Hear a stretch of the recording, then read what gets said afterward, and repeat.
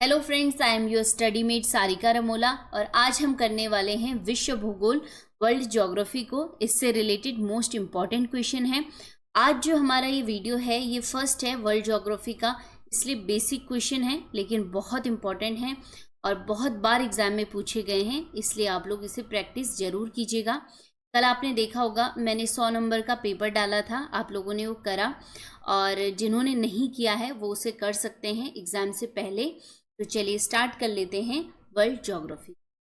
चलिए पहला क्वेश्चन है, भूगोल शब्द का सर्वप्रथम प्रयोग यानी ज्योग्राफी शब्द का सबसे पहले प्रयोग किसने किया था? तो इसका राइट आंसर हो जाएगा इरेटोस्थनीज ने किया था। ठीक है, और भूगोल किन शब्दों से मिलके बना है? भूधन गोल से।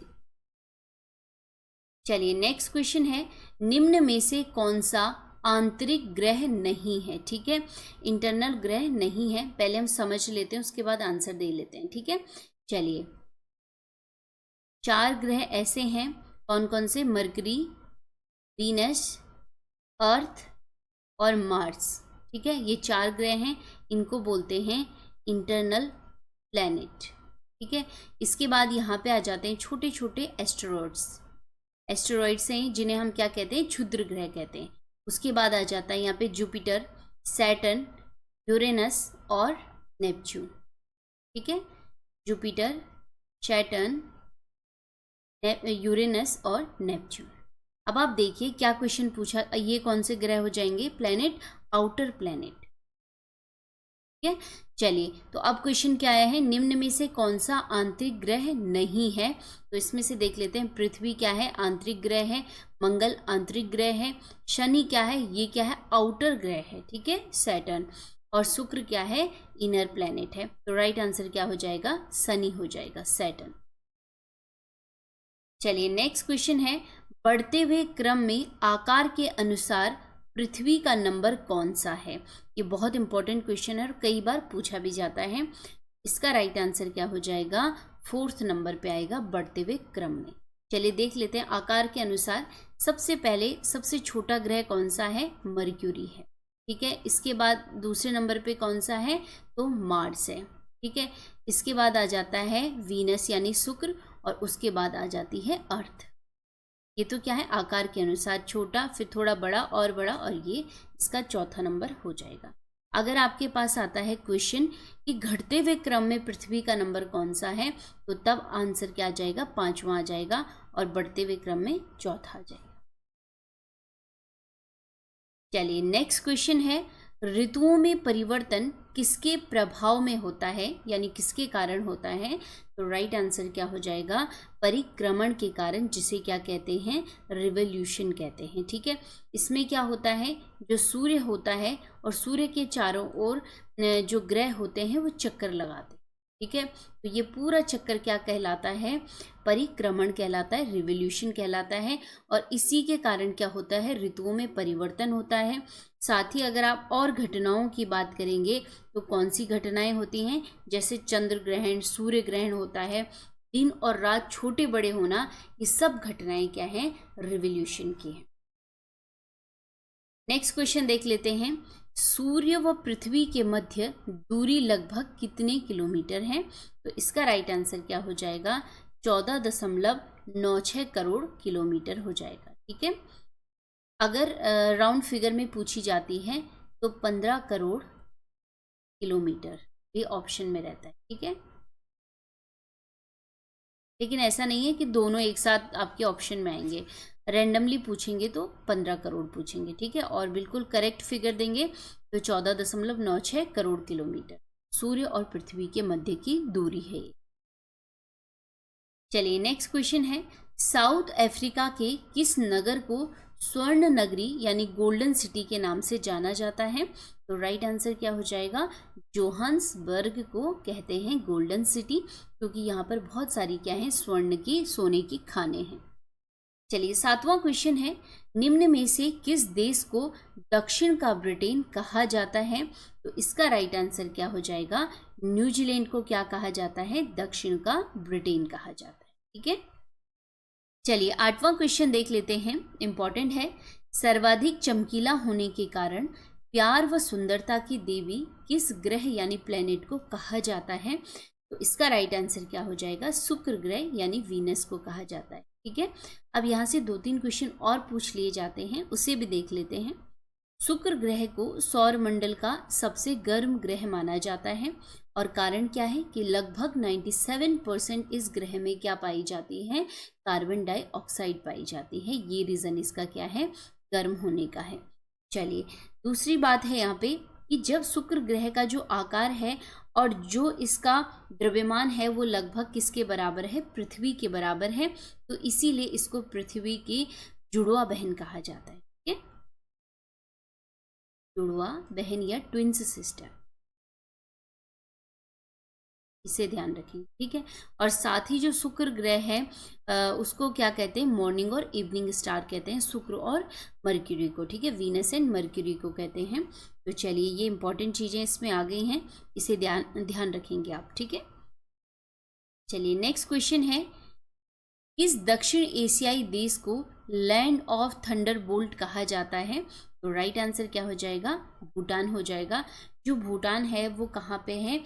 जो मध्य हिमालय है और हिमालय घाटी में बसा हुआ है, तो इस कारण से यहाँ पर बहुत सारे तूफान आते हैं और बड़े बड़े तूफान आते हैं, इसीलिए भूटान को लैंड ऑफ थंडरबोल्ट कहा जाता है। ठीक है, चलिए नेक्स्ट क्वेश्चन है, गैनीमेड किसका उपग्रह है? ये क्वेश्चन बहुत बार पूछे जाते हैं और मैच करने के लिए पूछे जाते हैं।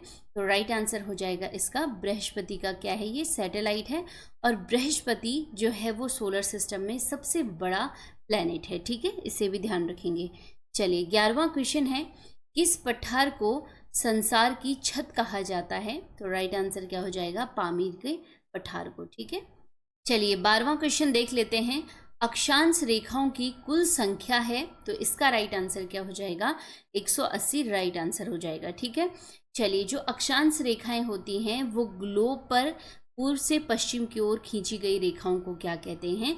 अक्षांश यानी लैटिट्यूड कहते हैं। ठीक है, जो मेजर लाइंस हैं लैटिट्यूड की वो 3 हैं, देख लेते हैं। एक है 0 डिग्री, जिसे क्या कहते हैं? इक्वेटर कहते हैं। ठीक है, चलिए जो 23.5 डिग्री नॉर्थ है उसे क्या कहते हैं? कर्क रेखा यानी ट्रॉपिक ऑफ कैंसर इसे कहते हैं। कर्क रेखा हिंदी में कहते हैं। जो 23.5 डिग्री, ये मेजर लाइन की बात हो रही है, साउथ में है, उसे ट्रॉपिक ऑफ कैप्रिकॉन कहते हैं। ठीक है, यानी मकर रेखा इसे कहते हैं। ये मेजर हैं अक्षांश रेखाएं 3 और कुल संख्या कितनी होती है? 180 होती। चलिए नेक्स्ट क्वेश्चन है, माओरी जनजाति के लोग किस देश के मूल निवासी माने जाते हैं? तो इसका राइट आंसर क्या हो जाएगा? न्यूजीलैंड के। 14वां क्वेश्चन है, वायुमंडलीय दाब का मापन किस यंत्र के द्वारा किया जाता है? तो राइट आंसर क्या हो जाएगा? बैरोमीटर हो जाएगा। और आपको मैं बता दूं कि बैरोमीटर में पानी और हवा या पारा का प्रयोग करके वायुमंडलीय दाब का जो मापन है वो किया जाता है। ठीक है, हिंदी में से क्या कहते हैं? वायु दाब मापी कहते हैं और इंग्लिश में बैरोमीटर कहते हैं। 15वां क्वेश्चन है, न्यूयॉर्क नगर किस नदी के किनारे अवस्थित है? तो राइट आंसर क्या हो जाएगा? हडसन नदी के किनारे। नेक्स्ट क्वेश्चन है, मीठे पानी की सबसे बड़ी झील निम्न में कौन सी है? तो राइट आंसर क्या हो जाएगा? सुपीरियर झील। ठीक है, सुपीरियर झील कहाँ है? ये है अमेरिका और यानी यूएसए और कनाडा के बीच में। ठीक है, चलिए अगर आपके पास क्वेश्चन आता कि भारत में मीठे पानी की सबसे बड़ी झील कौन सी है, तो तब बुल्लर झील आ जाता। ठीक है, तो अभी क्या हो जाता है? इसका आंसर सुपीरियर हो जाएगा। चलिए नेक्स्ट क्वेश्चन है, आकाश गंगा क्या है? यानी जिसे क्या कहते हैं? इंग्लिश में गैलेक्सी कहते हैं। तो इसका राइट आंसर क्या हो जाएगा? ये तारों का एक समूह होता है। ठीक है, और जो तारों का एक समूह है और जो ब्रह्मांड में सोलर सिस्टम है वो किस गैलेक्सी के अंतर्गत आता है? मिल्की वे के अंतर्गत। ठीक है, जिसे मंदाकिनी भी कहते हैं। चलिए 18वां क्वेश्चन है, हिमालय पर्वत किस प्रकार के पर्वत के अंतर्गत आता है? तो राइट आंसर क्या हो जाएगा? वलित पर्वत के अंतर्गत, जिसे फोल्ड माउंटेन कहते हैं। इसके अलावा जो रॉकीज पर्वत हैं और एंडीज पर्वत, आल्प्स पर्वत, ये सब क्या हैं? फोल्ड माउंटेन है। तो जरूरी नहीं कि हिमालय ही पूछा जाए, एंडीज भी पूछा जा सकता है, आल्प्स पर्वत भी पूछा जा सकता है और रॉकीज भी पूछा जा सकता है। ठीक है, चलिए 19वां क्वेश्चन है, एरिटे नामक स्थलाकृति किससे बनती है? इसमें 4 ऑप्शन है और राइट आंसर क्या हो जाएगा? ग्लेशियर से बनती है एरिटे।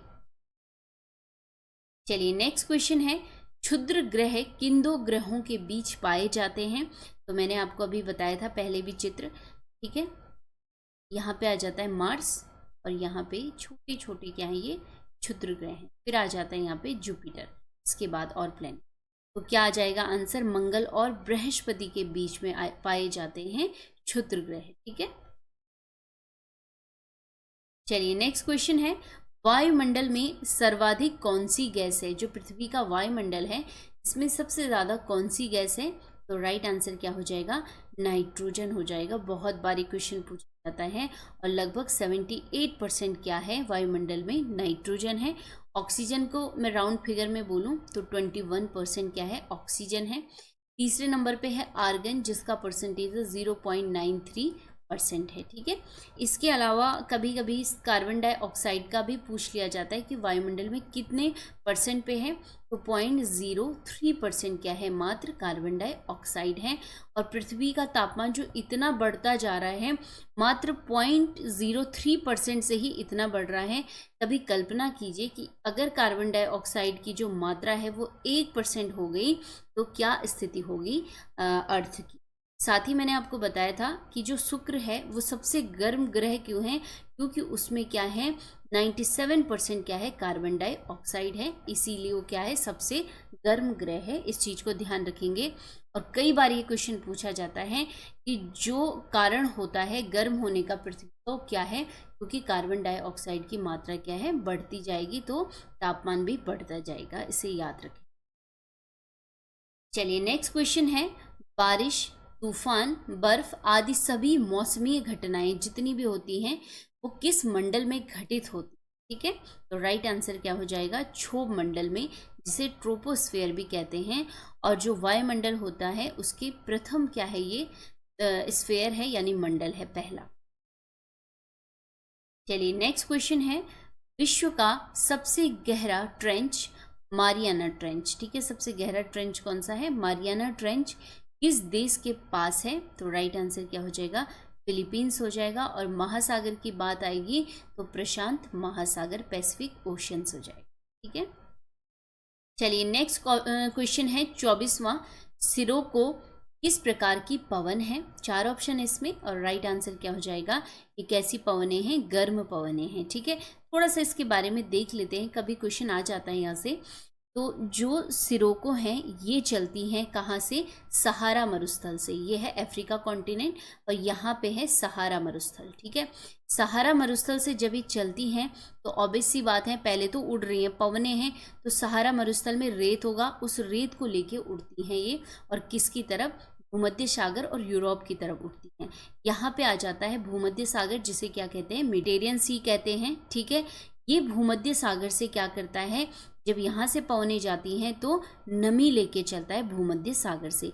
अब यहाँ आ जाता है इटली, स्पेन, यहाँ पे जब ये जाता है तो बारिश करता है। ठीक है, अब रेत लेके जा रहा है, लाल रंग की रेत हुई, इसको लेके जा रहा है तो इटली और स्पेन में क्या कर देता है? वर्षा कर देता है।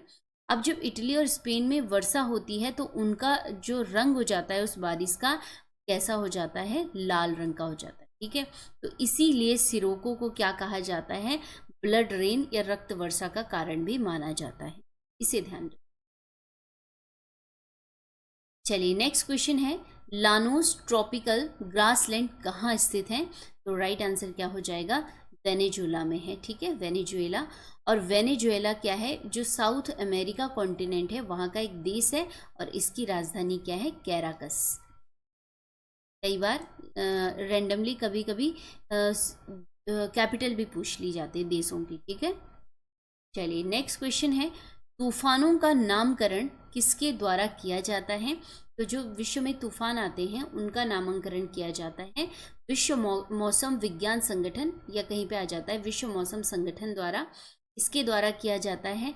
और तूफानों का जो नामकरण किया जाता है वो भ्रष्ट नेताओं, विश्व में जो भ्रष्ट नेता होंगे और जो बेवफा प्रेमी या प्रेमिकाएं होंगी उनके नाम पे रखा जाता है तूफानों का नाम। क्योंकि आप समझ सकते हैं कि तूफान भ्रष्ट नेता होगा तो पूरे देश में तूफान लाएगा, वैसी सेम सिचुएशन अगर बेवफा प्रेमी या प्रेमिकाएं होंगे तो किसी की जिंदगी में तूफान लाएंगे। ठीक है, तो इसीलिए ये एक लॉजिक दिया जाता है इसमें। ठीक है, चलिए नेक्स्ट क्वेश्चन देख लेते हैं।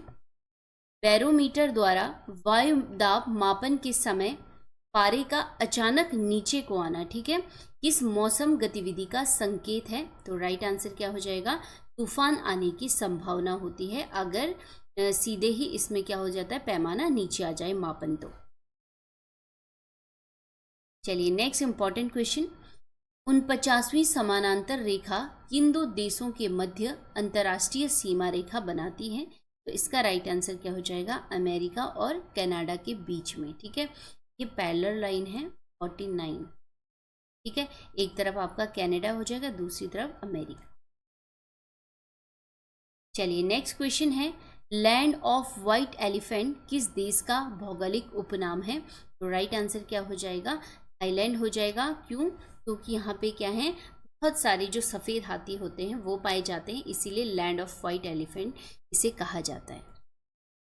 चलिए नेक्स्ट क्वेश्चन देख लेते हैं, पृथ्वी अपने अक्ष पर कितने डिग्री झुकी है? तो राइट आंसर क्या हो जाएगा? 23.5 डिग्री नॉर्थ, इसका राइट आंसर हो जाएगा। ठीक है, तो चलिए ये हो गए हमारे वर्ल्ड ज्योग्राफी के मोस्ट इंपॉर्टेंट 30 क्वेश्चन। और आप लोगों को वीडियो को पसंद आता है तो प्लीज़ इसे लाइक और शेयर जरूर कीजिएगा और प्रैक्टिस करते रहिए, पढ़ते रहिए। मिलते हैं नेक्स्ट वीडियो में, तब तक के लिए धन्यवाद।